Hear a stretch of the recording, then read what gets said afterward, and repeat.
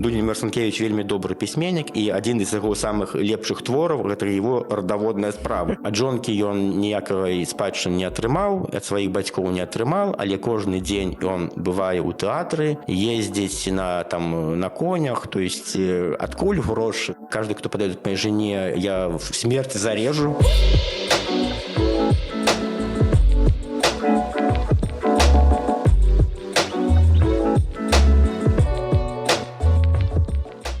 Добрый день, шановное спадарства. З вами подкаст «Так склалася гістарычна» і я, Дзягіль Ганна.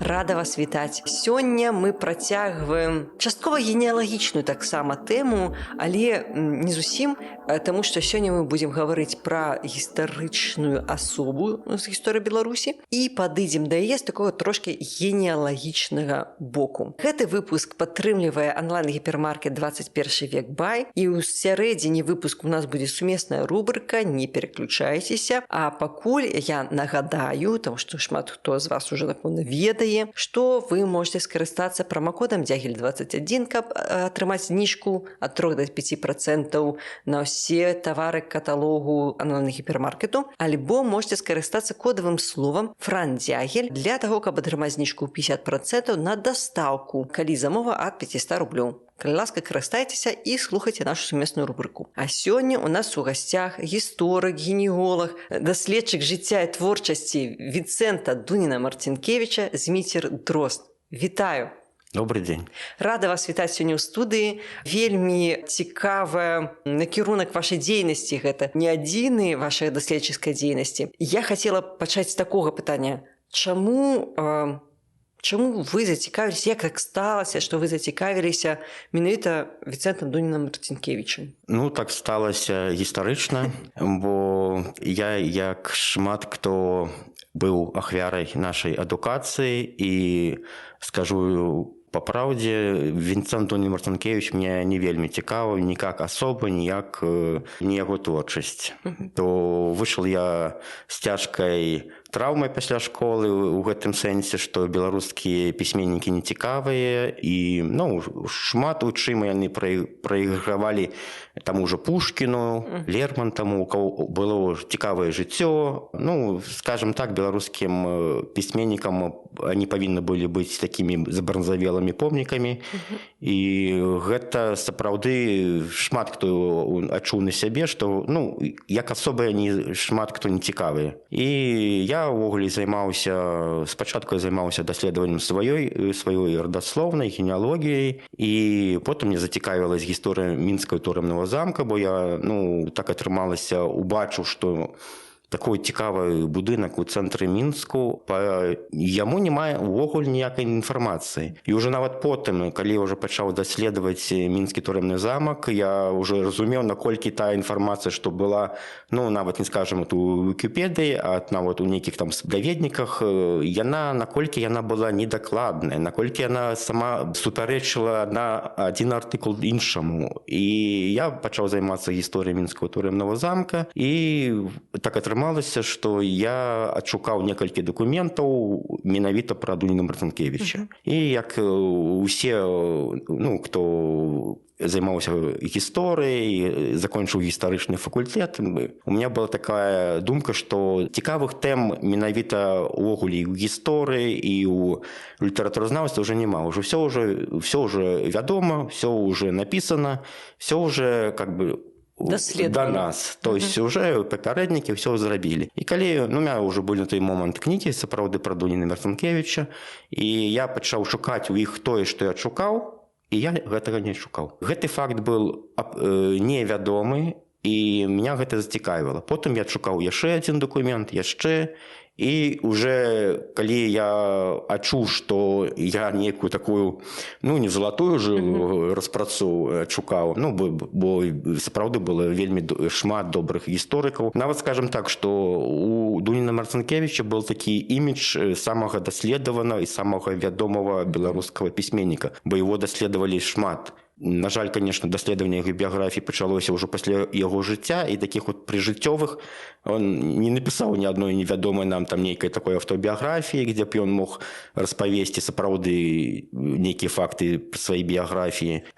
Пасля нейкі такі был, я нават кажу, што вот это даследаванне гісторыі біяграфіі Дуніна Марцінкевіча, оно вельмі так дакладна падзяляецца на доархіўны перыяд і паслярхіўны. Бо ўсё, што мы ведалі вот в гэтай доархіўны перыяд, это недзе аж до 60-х гадоў 20-го стагоддзя. Гэта шмат у чым будавалася па прынцыпе адна бабка сказала. Там, скажем, не бабка, бо сапраўды на той момант, калі ўжо зацікавіліся, гэта был такі вот перыяд уже нашаніўскі, калі ўжо пачалі, уже разумелі, хто такі Дуня Марцінкевіч, што он зрабіў для беларускай літаратуры, то былі жывыя тады дачкі Дуніна Марцінкевіча, внучкі, і нейкія даследчыкі. Былі сябры, которые яго ведалі, хаця он пражыў вельмі вялікае жыццё, амаль там 80 год, он крыху не дажыў до 80 год, але на той і внучкі былі, і сябры, калі было больш маладзейшы, хто яго ведаў, і пачалі па крупіцах сабіраць звесткі, і гэта, нават в першых уже артыкулах пра Дуніна Марцінкевіча уже былі супярэчлівасці. Скажем так, што это, магчыма, адзіны беларускі такая зорка такого ўзроўня, которая дакладна вельмі вялікі час, можа, нават большую частку яго даследавання была недакладная і дата яго нараджэння, і дата яго смерці. Не кажучы пра такія факты, як дзе ён вучыўся. То есть были, то он в Санкт-Петербурге вучыўся, то он в універсітэце, то он в медычна-хірургічным інстытуце, то он в Вільні вучыўся, то он, то есть, читаешь розных даследчыкаў, яны супярэчаць адзін аднаму. І яны уже пачыналі выправляць, ці вучыўся он в школе ў Бабруйску, а іншы даследчык піша, так не мог, он там не было там школы такой у Бабруйску. І ось эта біяграфія Вінцэнта Дуніна Марцінкевіча, такая гістарычная, сапраўды гістарычная, не такая вот міфалагічная, пачала стварацца недзе ўжо у канцы 50-х гадоў, 60-х, і вось уже 70-х, 80-х гады, калі ўжо сапраўды пачалі ў архівах шукаць, адшукалі метрыку нараджэння, нейкія іншыя факты. Але сапраўды не так шмат было біяграфічных звестак пра Дуніна Марцінкевіча, і вось пачаў я гэтым займацца. Вельмі цікава. Як гаворыцца, нешта відавочна, яно абсолютно невідавочнае насамрэч. Калі здаецца, што некая тэма супердаследавання, оказывается, калі пачынаеш разбірацца... Нават у меня был, перабіў вас, у меня нават был такой артыкул, і такая нават, не ведаю, ці можна... У меня была такая назва «Брэмя канчатковай вывучанасці». І шмат у чым, то есть даследчыкі маладыя не займаліся Дуніным Марцінкевічам, бо сапраўды былі упэўнены, што ўжо ўсё вядома. Ніхто, па-першае, сапраўды даследаваць біяграфію вельмі цяжка. Гэта не творчасць даследаваць. Творчасць, ты береш нейкі твор, і там можна падлічыць колькасць мужчынскіх рыфм, жаночых, і ты упэўнены, што ты, нейкі у тебя будзе вынік. Калі ты даследуеш біяграфію, ты можаш гадамі сидзець у архівах, у тебя не будзе ніякага выніка. І калі малады даследчык, он спрабуе напісаць там нейкую дысертацыю, у него там 3 гады, он ведае, што калі возьмуся, не можа не быць ніякага выніка. І тыя, хто займаюцца сваёй генеалогіяй уже 10-20 год, они разумеюць добра, што можна на нейкім этапе упёрціся ў нейкую сцену, і ўсё. Няма інфармацыі, няма дакументаў. І пагэтаму займацца менавіта біяграфічнымі такімі трошкамі не шмат было даследчыкаў. І вельмі пашанцавала ўвогуле беларускаму літаратуразнаўству, што прыйшло такое новае пакаленне. Можа, скажу, што я адзін з гэтага маладога, калі ўжо і сорамна казаць, што маладога за 50 год, але так, для даследчыка гэта нейкі малады ўзровень. І вось Зміцер Юркевіч, который адшукаў просто сенсацыйныя дакументы пра Адама Міцкевіча. Казалось, уж Адама Міцкевіча, так ладна, ўсё ведаюць. Але ж і зараз, то есть ёсць першая такая ступень даследавання, гэта знайсці гэтыя дакументы, гэта цяжка.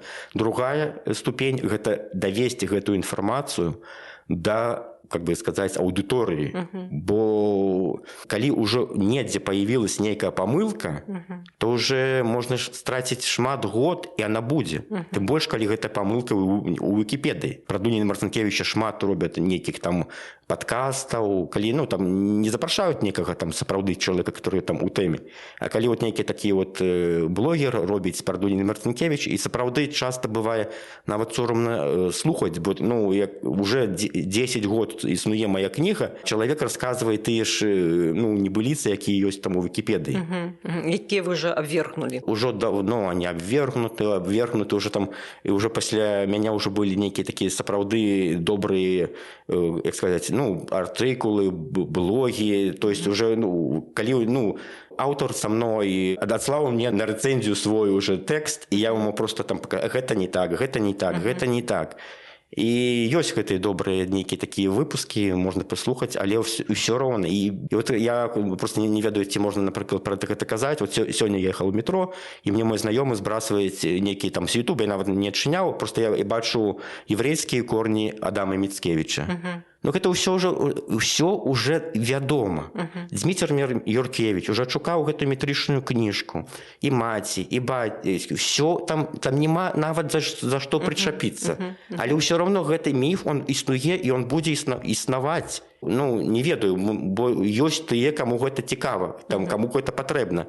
І нават метрычны запіс, то, што Дмітрий Юркевич было на выставе, артыкулы, ўсё роўна. І Вікіпедыю ўжо выправілі. І так і сапраўды з Дуніным Марцінкевічам шмат такіх нейкіх памылак, скажем так, непрыемна гэта бачыць. Окей, давайте тады пройдземся па біяграфіі Вінцэнта нашага Дуніна Марцінкевіча, і прайшоўшыся па біяграфіі, я вас папрошу акцэнтаваць увагу на вось гэтых ужо аджылых фактах, якія непраўдзівыя, і акцэнтаваць увагу на актуальнай інфармацыі, якая зараз ёсць, каб трошкі распаўсюдзіць яе. Так.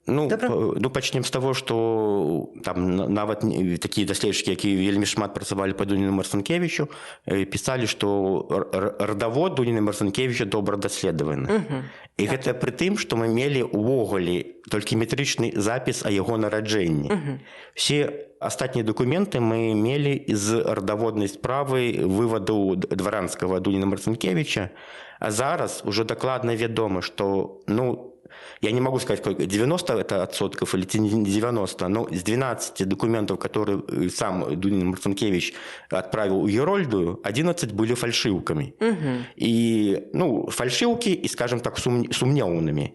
Самый лепший даследчик, який працаваў на той момент у Нацыянальным гістарычным архіве, Евген Глінскі, зрабіў гэтую самую, можа, добрую, как бы сказать... Ацэнку? Не ацэнку, а экспертызу.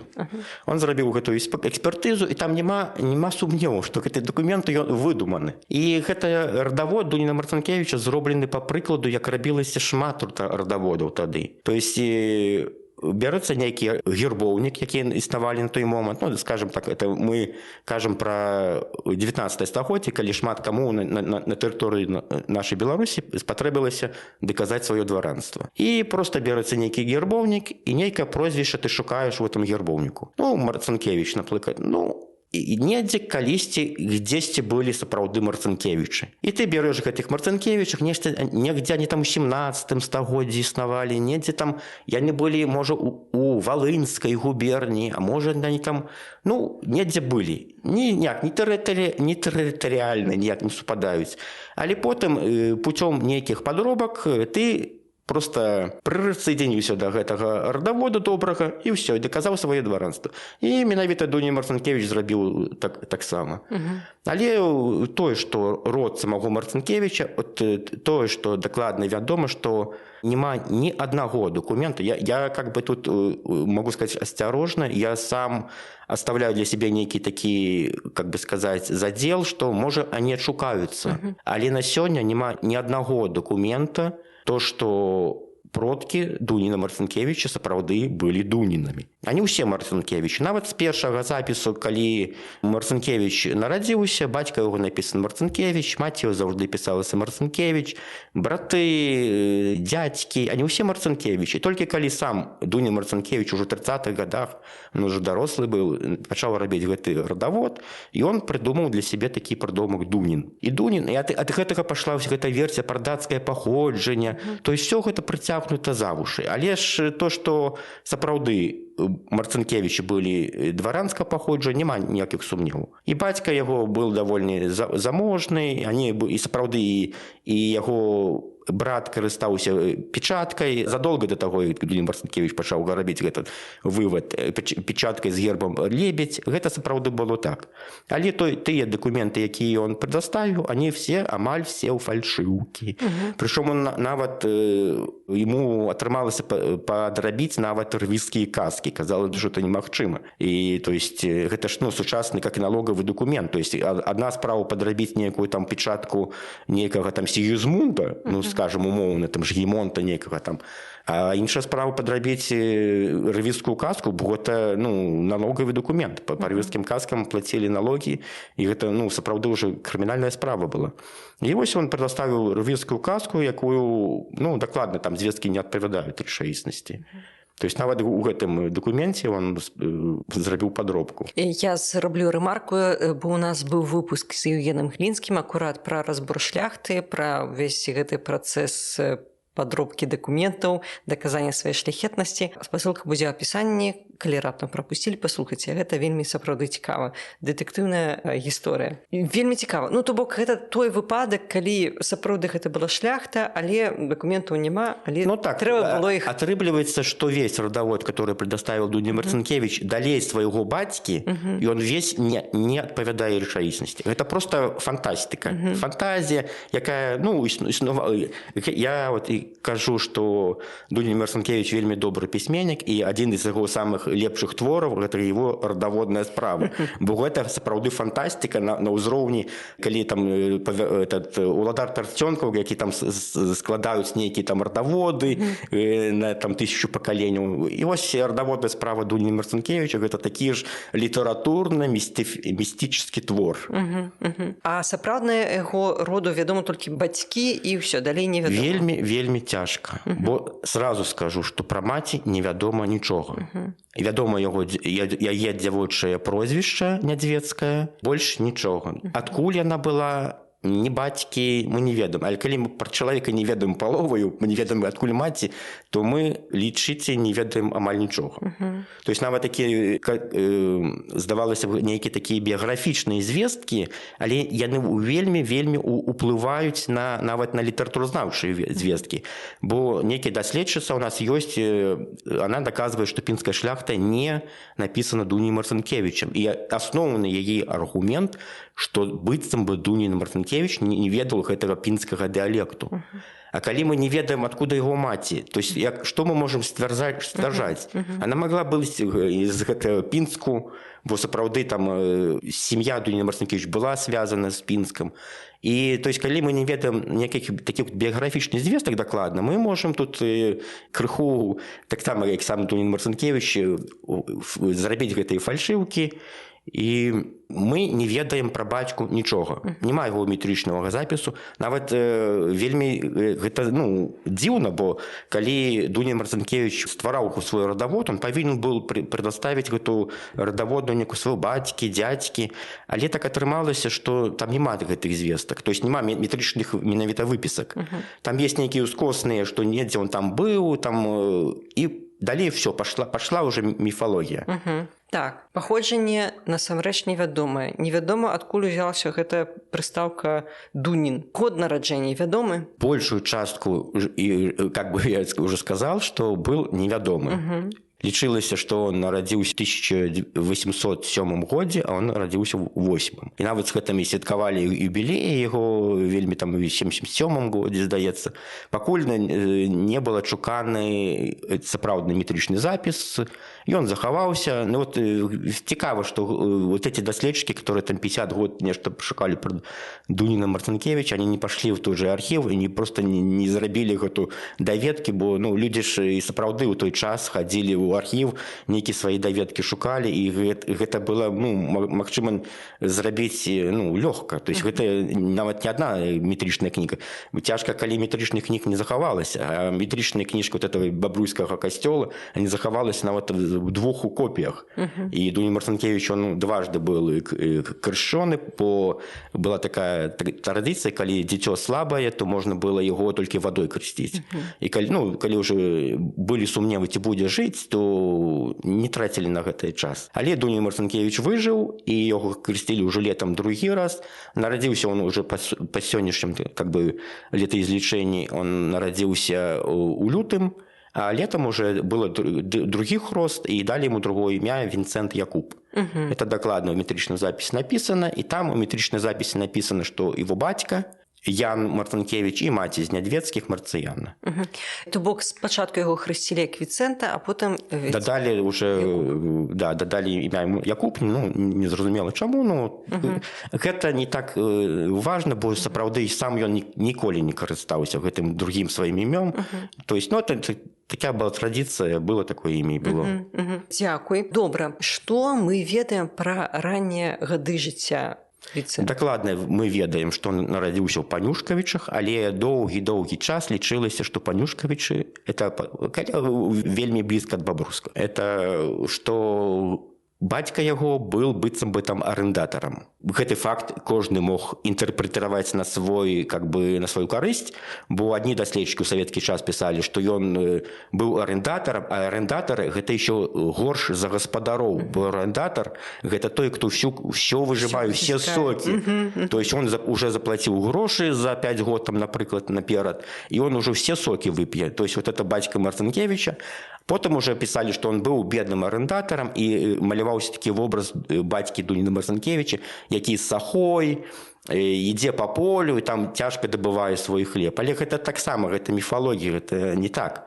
Он был не бедны. То есть быў у гэты час міфалогія асоба Дуніна Марцінкевіча кананічна стваралася шмат год, і калі там савецкі час на 30-х годах это был такі крапаснік, то есть ну шмат пра яго папан, который там сапраўды гэта вельмі цікава, потому что, напрыклад, Пушкін был ну шмат больш багаты, у него былі гэтых крапасных сялян вельмі. А у Дуніна там был маленькі маёнтак, і бацька сапраўды не было ў яго ніякіх сялян, не пахалі они там паншчыны, але ж сам бацька не пахаў.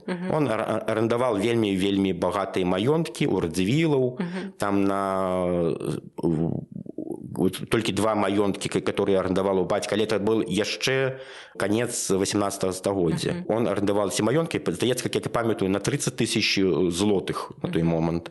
Это ну вельмі вялікая сума. Они не былі беднымі, і яшчэ тое, што мне ўдалося адшукаць, гэта сувязь мітрапалітам рымска-каталіцкіх царквей у Расіі. Гэта ж не апошняя асоба ў расійскай імперыі. Гэта вельмі цікава. Это Станіслав Богуш Странцевіч. Але ж гэта было дакладна вядома, што нейкая сувязь была. Але кожны даследчык здесь пісаў то на па мацярынскай лініі, то на па бацькоўскай лініі, то дзе он дядька, то там это внучаты племянник. То есть кожны не было ніякай інфармацыі, ніхто не паспрабаваў пайсці ў архіў пашукаць, і аказалася, што кроўнага родства між Странцевічам і менавіта Вінцэнтам няма. Бацька быў жанаты двойчы, і першы разам он быў жанаты менавіта на племянніцы Станіслава Богуша Странцевіча. І ад першага брака было 2 дзяцей, Ігнат і Францішка, они жылі і шмат жылі доўга, гэта брат і сестра атрымліваецца, Дуніна Марцінкевич, але потым эта жонка памерла, і он женіўся другі раз уже на маці Дуніна Марцінкевича, Марцыяне Недведскай. І то есть кровнай сувязі не было, але ж сам мітрапаліт Станіслав Богуш Сестранцевич вельмі быў багатым чалавекам. Ён вельмі заўжды клапаціўся пра сваю сям'ю. Гэта, шмат захаваліся дзённікі мітрапаліта, і ён піша там свайму, я за обедом размаўляў с імператором, і судьба нашай, здаецца, Катенькі, вырашана. То есть ее там уладкавалі нейкі там інстытут благородных девиц, как там называлось. И я там написал потребные листы, там лёс, там некага, там были дети брата его, самого у него, вядома, как митрополита, не было детей, а у него было 3 ці нават 4 сестры. І вось гэты клан, который называется клан Богуш Сестранцевич, они были вельмі заможныя, бо дзяўчынак они падавалі за князёў. Брат, атрымліваецца, Игнат, который, не родный, а называется единокровный. То есть он по батьку только, ему брат был Игнат. Он был двойчы женатый, на князнях, князёўнах. Княжна Волконская и княжна Кантемир. А Кантемир – это род, который ведомый поэт российский, из этого рода наследники Молдавского престола. То есть это, и Волконский так само же ведомый род. То есть сказать, что там быццам бы это, а заўжды, калі вы откроете некие там те подручники, те уже там доследования, вы прочитаете, что батька саго ідзе, там пахае, там голодное жыццё Дуніна Марцінкевича. Але сапраўды была цяжка, так само не было ведома, был розныя версіі, калі памёр бацька. Але ж тут патрэбна сказаць, што мы ведаем вельмі шмат памылак, але гэтай памылкі і часам ствараў сам Дуня Марцінкевич яшчэ. Бо калі ён падаваў дакументы ў Мінскае дварянскае дэпутацкі сход, і ён напісаў, што я з маленства асірацелы, не меў нікаго, хто паклапаціўся пра мой родавод. То есть, і гэта, калі ён гэта напісаў, то чаму ж нам было гэтаму не верыць? І сапраўды казалася, што бацька памёр у тым жа 1808 годзе, калі нарадзіўся сам Вінцэнт, здаецца, праз 3 месяцы.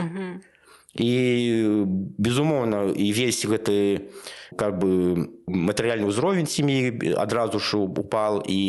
Але Сестранцевич не оставіў, бо хаця ён не кроўны, а все-таки родственнік. І ён сваё маленства Дуня Марцінкевич сапраўды правёў у Санкт-Петербурге. І зараз вядома, што он там навучаўся ў гімназіі. То есть, чалавек сталічнага адукацыі. То есть, не просто так нейкі самавучка, можна сказаць, як жыццё ў сталіцы. Тэатры, у Станіслав Богуш Сестранцевич абедае у імператараў. То есть гэта вельмі высокі ўзровень жыцця. Эліта, скажем так, расійскай імперіі. Сапраўды. Скажем так, эліта, але крыху такая, не блізкая да эліта, бо краіна праваслаўная, а мітрапаліт каталік рымска-каталіцкі, или как каталічскі. То есть, заўжды была нейкая такая да яго адносіны, все-таки немножко с холодцой, але тым не менш. Недовером, скажем так. З імператором абедаў. Так. І вельмі шмат пытанняў, он менавіта за сталом у імператора вырашаў. І вось у тым ліку можа быць і лёс Дуніна Марцінкевича, што он быў прыстаўлены как полупенсионер прэміі этой стипендии Сестранцевича. То есть за кошт самого Сестранцевича он был пристроен в гімназію. Так, таким чином, гэта сярэдняя адукацыя, а вышэйшую адукацыю ён атрымаў нейку? Нет, вышэйшай тут няма пытанняў, потому что ёсць фармулярная служба спіс, і там калі у чалавека ёсць адукацыя вышэйшая, то гэта туда записывается. Бо гэта давала нейкі там, как бы сказаць, да стажу, так само залічвалася. І то есть у него ёсць, вядома, уже зараз яго фармулярная служба спіс, спіс, і там няма ніякай вышэйшай адукацыі. Але на той момант можна сказаць, што тая гімназія, у якой навучаўся Дунін Марцінкевіч, яна давала ўзровень універсітэцкай адукацыі. Гэта вядомы факт з гісторыі гэтай гімназіі, што на той момант она давала адукацыю такую, што не кожны універсітэт нават сёння такую не дае адукацыю. Бо там была і лацінская мова, у него вельмі добры был выкладчык рускай славеснасці, як на тот момант. Шмат моў они вывучалі, вельмі шмат прадметаў, то можна на сёння сказаць, што гэта сапраўды ўзровень вышэйшай адукацыі. Але так, сярэдняя, просто такая была гімназія вельмі высокага ўзроўня. Дзякуй. А чаму ён не застаўся ў Санкт-Петербургу, ці вядома, чаму ён вярнуўся ў Беларусь? Гэта, скажем так, адна з сапраўдных загадак біяграфіі Дуніна Марцінкевіча, але яна, безумоўна, звязана з тым, што ў 1826 годзе мітрапаліт Станіслаў Сестрацэвіч памёр. То есть тое, што ён находзіўся там на папеченні, как сказано, мітрапаліта, то есть у него ўжо не было сэнса, не было грошаў, як знаходзіцца там. Але чаму он менавіта прыехаў у Мінск, гэта яшчэ загадка, но я думаю, што у нас часам разгадаецца, бо тут былі нейкія сувязі, былі нейкія нават родныя тут, былі людзі, якія былі вельмі абавязаны мітрапаліту Сестрацэвічу, которые могли бы как бы взять этот клопат. Але ж он уже на той момент уже был не вельмі, это в 26-м годзе там ему было уже 18, здаецца, год, то есть такі ўжо хлопец. І тое, што ён не быў сіратой, у него мать была жива, і все гэтыя годы она жила менавіта в Панюшкавічах. Яна памёрла вельмі такім уже усталым узросце, в 63 гады. То есть, сям'я у них была вельмі вялікая, вот этот клан Богуша Сестрацэвіча. Былі сувязі там на ўзроўні губерні, то есть здаецца, што нешта там было, што менавіта яму было дакладна прыемна прыехаць у Мінск. Можа, бліжэй да сям'і, альбо яму працу тут прапанавалі?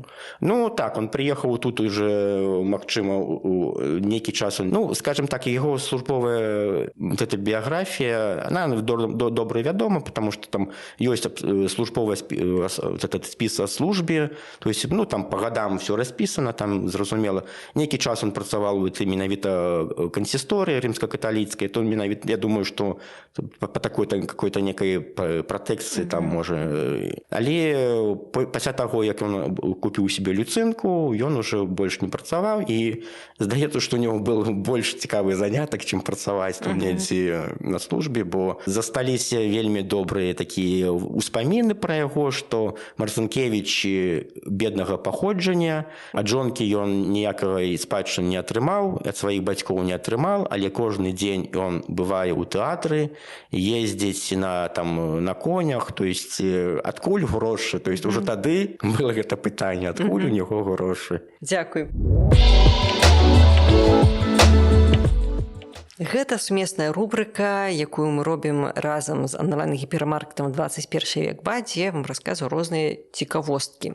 Сёння мы гаворым пра Вінцэнта Дуніна Марцінкевіча, і калі я рыхтавалася да гэтага выпуску, я пачытала адпаведна пра героя нашага выпуску, потым пачытала пра яго дачку Камілу, потым прачытала пра яшчэ аднаго вельмі цікавага персанажа, які, таксама стаў адным з пачынальнікаў новай беларускай, але не літаратуры, а музыкі. У 1819 годзе ў Мінску нарадзіўся Фларыян Міладоўскі. І гэта быў такі юны геніяльны музыкант і кампазітар. Я некалі вучылася ў музыкальнай школе, нам там расказвалі пра Моцарта, што ён вельмі супер рана пачаў іграць на музыкальных інструментах і там сачыняць музыку. Але вось Фларыян Міладоўскі, ураджэнец Мінску, ён у 10 год даў свой першы публічны канцэрт, але ён уже да гэтага быў вядомы сярод, скажем так, вузкай аўдыторыі, сярод публікі, і як выканавец даволі віртуозны, і як кампазітар ужо да 10 год. Для таго, каб, хаця ён нарадзіўся ў Мінску, для таго, каб даць свайму дзіцёнку лепшую адукацыю, бацькі Фларыяна пераехалі спачатку ў Вільню, дзе жыў вельмі знакаміты кампазітар Фердынанд Цыбе, а потым яны, калі Фларыян перарос свайго настаўніка, вярнуліся ў Мінск. І тут у Мінску яго ўзяў у вучні Дамінік Стэфановіч, пачынальнік беларускага піянізму, кіраўнік мінскага гарадскога аркестру і педагог, у якога таксама навучалася Каміла Марцінкевіч. А таксама у Дамініка Стэфановіча навучаўся іншы пачынальнік беларускай музыкі Станіслаў Манюшка, з якім Фларыян Міладоўскі вельмі пасябравалі і сталі вельмі добрымі сябрамі. Доўгі час Фларыян працаваў у маёнтку Чырвоны двор у якасці настаўніка музыкі па запрашэнні Бенедыкта Тышкевіча, вядомая асоба як мецэнат, аматара мастацтва. І нават у яго ён ажаніўся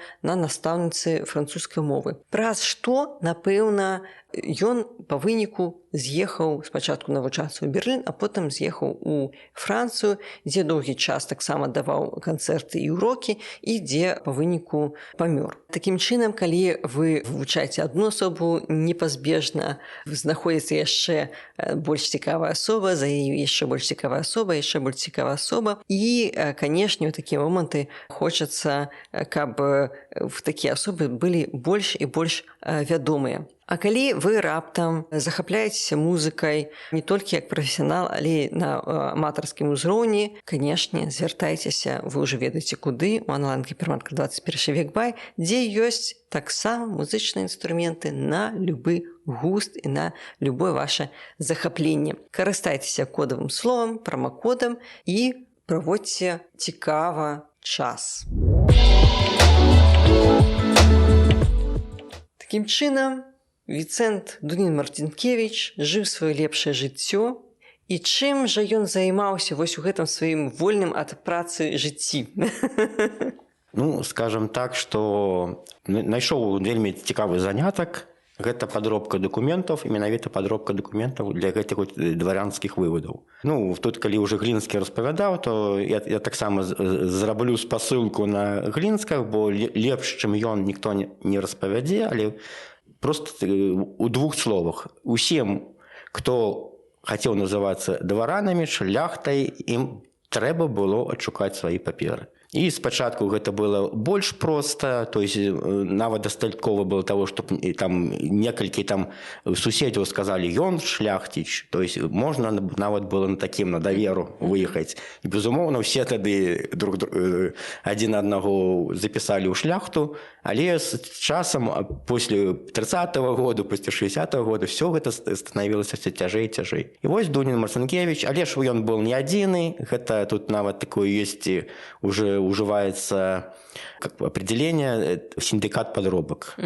То ў Мінску гэта вельмі была распаўсюджаная справа, і былі і сябры Дуніна Марцінкевіча, і калегі, і нават, я думаю, канкурэнты. То есть тыя, хто гэтым зарабляў грошы. Рабілася гэта вельмі шмат рознымі спосабамі. Першы, это, як я сказаў, ужо адшукаць нейкае прозвішча ў гербоўнікаў, але потым трэба было стварыць гэтыя дакументы. І нейкія падробкі печатак, нейкія падціркі, нешта нават сапраўды быў адзін сведка, гэта селянін самого Дуніна Марцінкевіча, Душкевич, Юзук Душкевич, который написал донос как бы на своего, ну, он не зусім был гаспадаром, але на той час он працаваў в доме Дуніна Марцінкевіча, і ён быццам бы бачыў, што Дунін Марцінкевіч падрабляе гэтыя документы, піша там, как сказать, чаем гарбата і падрабляе розныя почерки, што у него там недзе схаваны печаткі розных каралей польскіх. І вось быў обшук у доме Марцінкевіча, але нічога не знайшлі,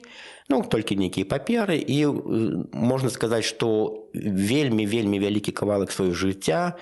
Здаецца, што першыя сапраўдныя праблемы гэта ў 1835 годзе, калі ён уже пайшоў па гэтай крымінальнай сцежцы, і вельмі доўга цянуліся гэтыя справы, бо сам Дунін Марцінкевіч, ну, меў некую такую вельмі добрую пазіцыю, ён ніколі ні ў чым не прызнаваўся. Ён заўжды казаў, што гэта не я, гэта ўсё ворагі, і, то есть, а доказаў не хапала. На той час сапраўды працавала вот эта судебная справа, следчыя працавалі, нешта шукалі, але не было пераканаўчых, хацелі ўсе ведалі, все ў Мінску ведалі.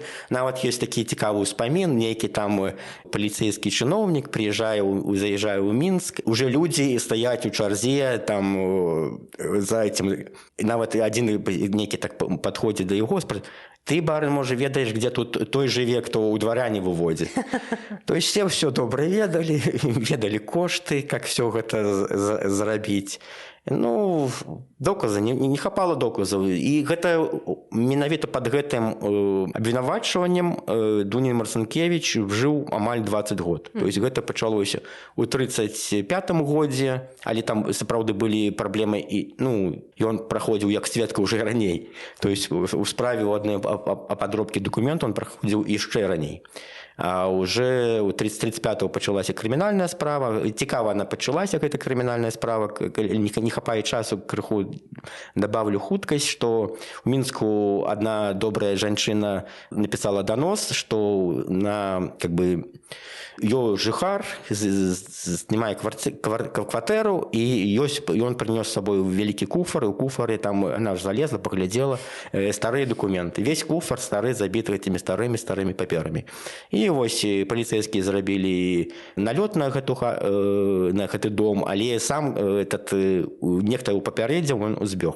Это был Мартин Чапковскі, і вось пачалі шукаць Мартина гэтага Чапковскага, і вось ён уже, калі яго славілі, некалькі там, здаецца, месяцаў, он скрываўся, бегаў недзе па ветах, але он на першым же допыце сказал, что все документы, которые они зрабілі, они рабілі разам з Дуніным Марцінкевічем, які рабіў печаткі і мог пісаць рознымі почеркамі, і адразу ж тогда арыштавалі Дуніна Марцінкевіча, і ён тады першы раз аказаўся ў мінскім турэмным замку. Вось з гэтага моманту пачалось маё менавіта вывучэнне Дуніна Марцінкевіча, бо я уже, так як я вывучаў гісторыю менавіта мінскага турэмнага замка, то ў адном спісе я менавіта пра пабег Мартина Чапковска, а Мартин Чапковскі потым збежаў з мінскага турэмнага замка.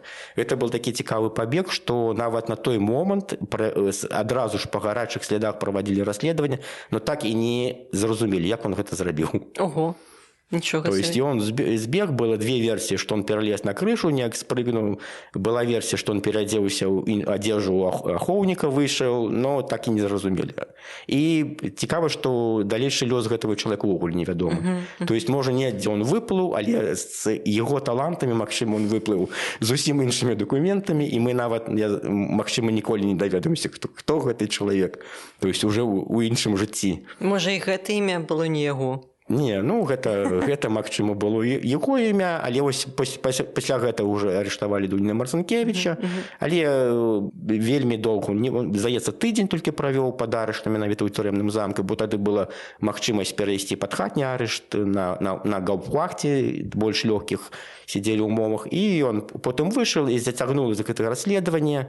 Ён нічога не прызнаваўся, ён заўжды казаў не я, і потым пашанцавала, прыйшла амністыя, бо ў расійскай імперыі была такая традыцыя, калі там новы імператор, или там нарадзіўся наследнік престола, или нехта там жаніўся, то правядзілі амністію. Ён трапіў пад эту амністыю, але потым аказалася, што ён падрабляў менавіта дзяржаўнай паперы, і справа закруцілася зноў. І вось вельмі шмат. І у выніку проста ён не прызнаўся, і такі был вырак, што оставить под подозрение, как это было написано. То есть, его оставили в подозрении, и все. Ну, жыццё его не шмат ад гэтага змянілася. Я так разумею, ён не вельмі браў гэта да галавы. Такім чынам, гэтым ён зарабляў сабе на жыццё. А якое месца займала яго літаратурная дзейнасць, творчасць у яго жыцці? Ну, гэта вельмі сапраўды цікава, бо ён сам не оставіў нам нейкую такую дзённіка і не казал, я пачаў заниматься таму, што я пачаў заниматься. То есть, сапраўды, можна меркаваць, меркаваць, што была цікавасць вялікая да тэатру, і ўсё жыццё он гэтым займаўся, бо мы ведаем першы твор, это «Ідылія селянка», гэта тэатральны твор, і апошні, который мы ведаем, «Залёты», гэта тэатральны. То есть ён сапраўды, магчыма, я вот такая версія, што менавіта недзе он гэтую хваробу падцепіў у Санкт-Петербурзе, бо ёсць вельмі цікавыя ўспаміны аднаго хлопца, который вучыўся блізка да Дуніна Марцінкевіча у той же гімназіі. Менавіта ён там вядомым артыстам, акцёрам тэатру. Ён піша, як мы там жылі тэатрам, як мы там убегалі з урокаў. То есть, магчыма, Дунін Марцінкевіч был, але ж нейкі час он жыў нечым іншым. Шмат у яго сіл займала яго сямейнае жыццё, бо шмат хто ведае, што ў Дуніна Марцінкевіча у сям'і нарадзілася 9 дзяцей.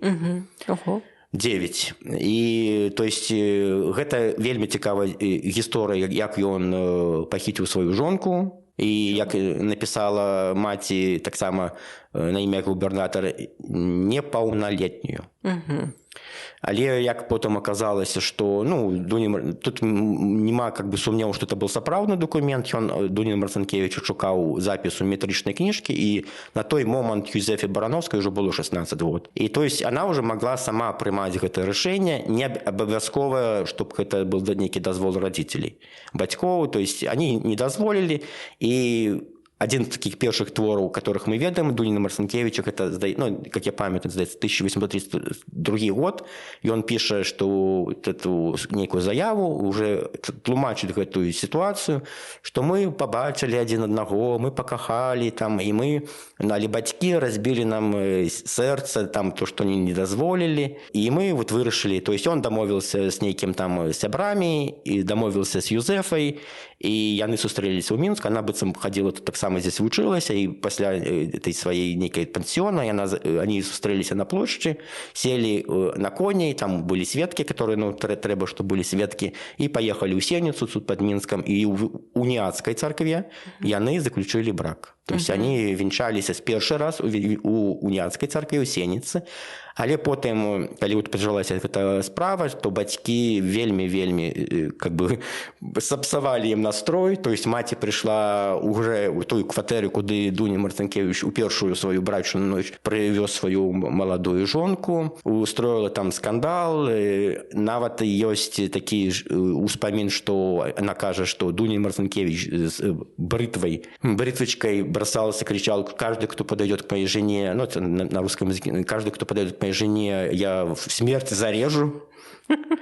То есть, страсти. Мы не ведаем такого Дуніна Марцінкевіча. Мы ведаем некого такого самобранзавела, але вот там сапраўды такие были жерсти, не шуточные.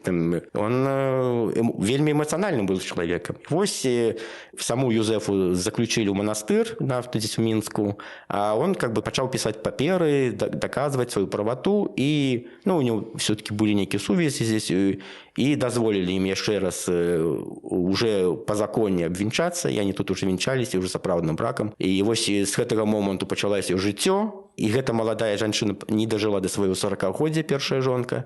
И нават калі мы падлічым, колькі она прожила, от 16 до 40, до 39 дожила, до 40. И вось 9 детей. І Дунін Марцінкевіч тут сапраўды бедны, няма ніякіх у него там і маёнтка на той момант. І вось уже в 1840 годзе недзе он набывае люцынку, і там уже іншае жыццё. То есть, хотя не трэба превеличить эту люцынку, это не такое уже памесце, якое дазваляла ему увогуле нічым займацца. Там, здаецца, было у него только 11 человек этих, как сказать, прыгонных сялян, и то есть это не могло полностью обеспечить. Але ж з 9 дзяцей жывых засталося толькі, как памятаю, 5. Жонка памерла першая, там, здаецца, в 1852 годзе она памерла, і вось он остался еще молоды бацька з 5 дзецьмі, он только один хлопчык застаўся уже жывых, Мирослав, і 4 сестры. І сярод іх і Каміла тая, і па ўзросце нават, здаецца, старэйшыя дзеці былі яшчэ непаўналетнія. Потым ён яшчэ раз пабраўся шлюбам. Так, потым он і тут ёсць таксама крыху такая памылка, што лічылася, што у адном он вельмі был закаханы ў адну жанчыну, і ёсць у яго у творчасці гэта Алеся, і лічылася, што гэта яго другая жонка. Але зараз я ўжо дакладна сказаў, што это зусім іншая жанчына. То есть он был закаханы, некі падаваў ей ці намёкі, ці можа там адкрытым, как сказаў, але нешта не атрымалася, і он уже жаніўся другім бракам на Марыі Грушэўскай. Она была таксама ўдава, але ж невядома, ці былі ў нее дзеці, то есть нідзе мы не ведам, больше не упамінаюцца, і менавіта ее дзеці. Тут таксама пра ее біяграфію нічога не вядома, няма метрычнага запісу пра іх вот этот менавіта венчанне, мы больше даведаліся, але не захаваўся. І вось цяжкае жыццё менавіта зарабляць, і мы тут не павінны занадта ідэалізировать. Сапраўды Дунін Марцінкевич меў такую надзею зарабляць на кніжках для беларусаў. Ён сам гэта тлумачыў, пісаў, што ў него былі как бы тры асноўныя такія ідэі. Першая гэта менавіта асвета для сялян. Другая, што он ведаў, што няма беларускай літаратуры, 10 мільёнаў беларусаў жадаюць чытаць яго кніжкі, але ж вядома, што там 99% былі не маглі чытаць яго кніжкі, і менавіта матэрыяльны яго разлік не апраўдаўся. То есть он...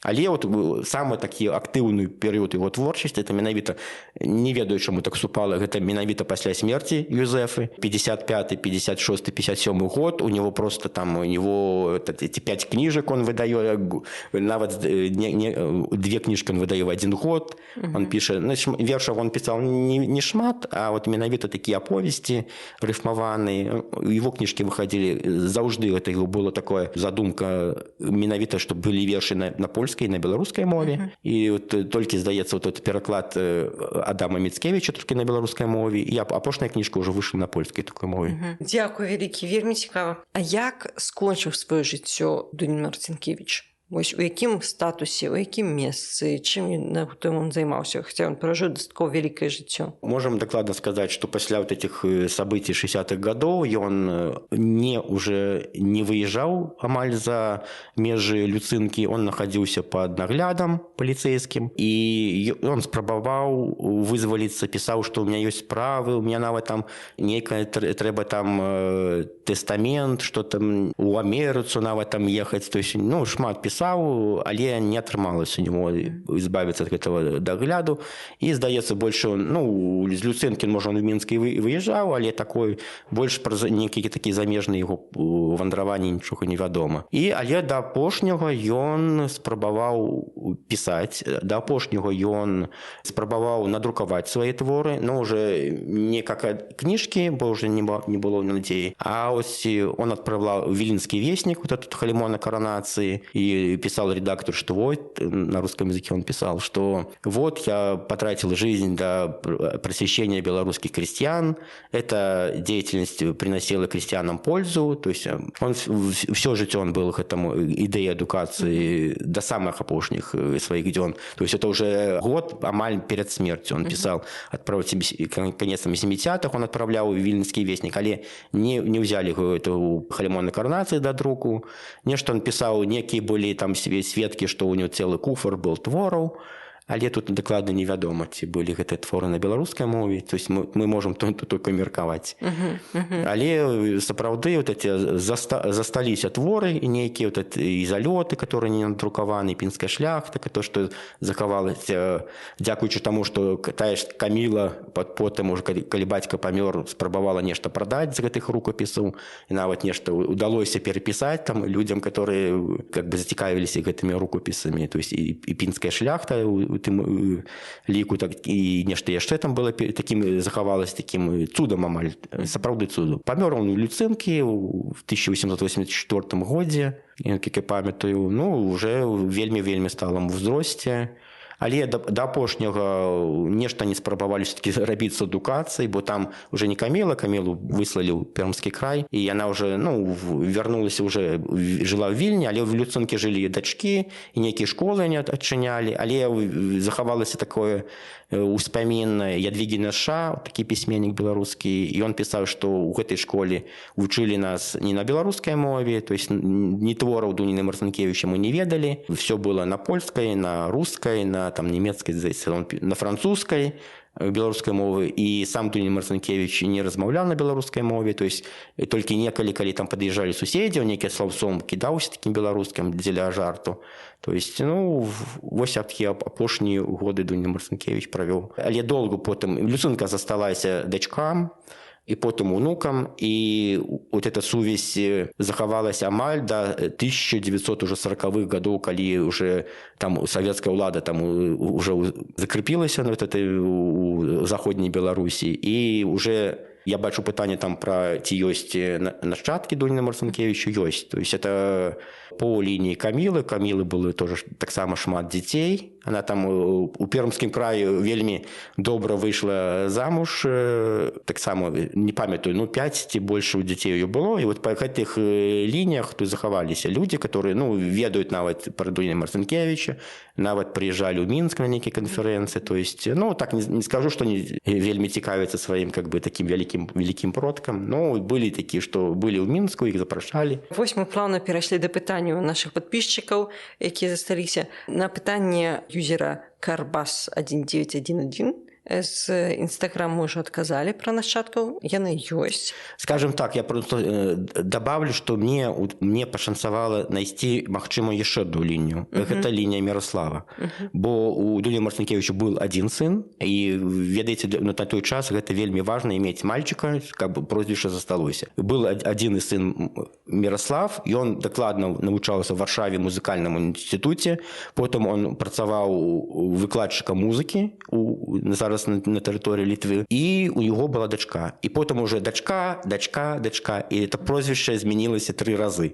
Але мне так вот атрымалася уже прасачыць гэтую лінію, амаль уже давёл до наших год. То есть з вельмі вялікай верагоднасцю ёсць патомкі і па лініі Марцінкевіча, менавіта па мужской. Але там уже жаночая лінія, то есть гэта нашчадкі уже Мірослава. Вельмі цікава, дзякуй вялікі. Пытанне ад Хасіквы. Што ён любіў есці і якія меў хоббі? Дунін Марцінкевіч, на жаль, нам не оставіў сваіх дзённікаў, і амаль все, што мы пра яго ведаем, гэта з яго твораў. Творы не надта аўтабіяграфічны, але ёсць у яго вельмі цікавы твор. Гэта «Над Іслачы» альбо «Лекі на сон». І там он сапраўды апісвае, просто как дзённікавая запіс, только ў вершах. Ён апісвае, як святкавалі Пасху у Першайскім касцёле, он вельмі падрабязна апісвае сваіх суседзей, апісвае адзін той там бабнік, той антысеміт, а потым он пераходзіць да самакрытыкі, піша, читать, наверное, думаю, что я сам такой, калі такой критикую своих суседей, что я там идеальный. Не, у меня есть некие там заганы, как он пишет. Я не люблю выпивать, там я бачу пытанне про пиво. Я не люблю, там менавіта ў гэтым творы можна дакладна прачытаць, як написано. Я как бы, там твор написан на польской мове, перекладен на белорусскую мову, как бы меня эта выпивка меня как бы не волнует. То есть, але они выпивают, то есть я больше хвораю зеленым, как можно сказать, зеленый стол или зеленое, это игры, карты. И он там пишет, что я вельми часто проигрываю амаль апошние свои гроши. И сапраўды такая вот он написал, и пишет, что я люблю покурить, там, и потом пишет, мне бы там люльку стецуню, мне бы молодую девчину, то есть это вот такое захопление было. Вельми там, кстати, падрабязна быт гэтай семьи, как они там готовали эту бабку пасхальную, то есть, менавіта такой быт, менавіта семьи Дуніна Марцінкевіча в этом творе добра описаны. Так, і апошняе пытанне, часткова мы на яго адказалі, власна кажучы, але Станіслава Прыдыбайла у пошуках беларускага піва, таксама адзін з гасцей нашага падкасту пра піва, задае пытанне, уласна кажучы, пра піва. Што з тэкстаў Вінцэнта Дуніна Марцінкевіча відаць, што піва неаднаразова з'яўляецца. Напрыклад, у Гапоні ёсць радок, у пінскай шляхце выраз, ты сам наварыў піва, самі папівай здароў і гэтак далей. Ці захапляўся сам Дунін Марцінкевіч півам, ці піў, і ці нешта з асабістага жыцця яго вядома пра піва? Менавіта пра піва цяжка адказаць, бо ніяк не вылучаў менавіта піва, але вот эти алкагольныя напоі вельмі часта. Але ж амаль заўжды яны ідуць нейкі такім гарэлка, мёд, піва, гарэлка, то есть они как бы идут, то есть розныя. Сказаць, што он менавіта піва вылучаў. Такое ёсць у него яшчэ вельмі, как бы, 2 разы, здаецца, он выкарыстоўваецца, што такая прымаўка, што я на том весельі быў, мёд, піва піў, то есть, але сказаць, што менавіта неяк, гэта, можна сказаць, асобная тэма, гэта Дунін Марцінкевіч і алкагалізм. Бо самага першага твора у него ёсць такая мэта, ён вёў барацьбу с алкагалізмом селян.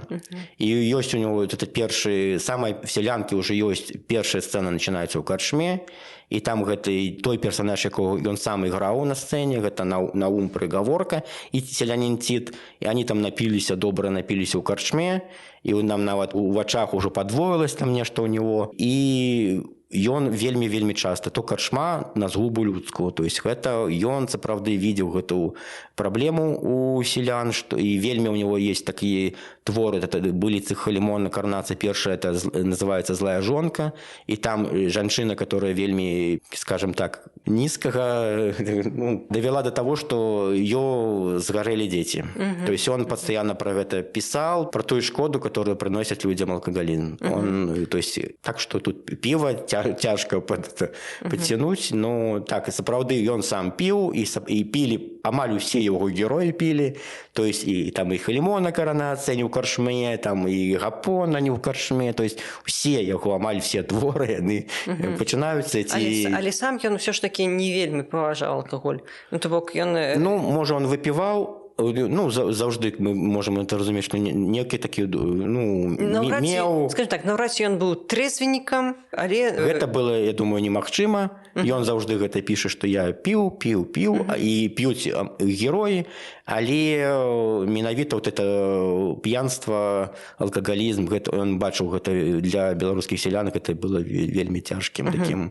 Гэта было злом. Цяжкім злом. Дзякуй вялікі за вельмі такі цікавы расповед. Натуральна, у межах адной невялікай гадзіны тут немагчыма пра ўсё расказаць. Таму, калі ласка, я пакідаю спасылкі на вашыя кнігі ў апісанні. Чытайце, задавайце пытанні, альбо проста задавайце пытанні ў каментарях, мы пастараемся на іх адказаць, калі будуць. Дзякуй вялікі яшчэ раз.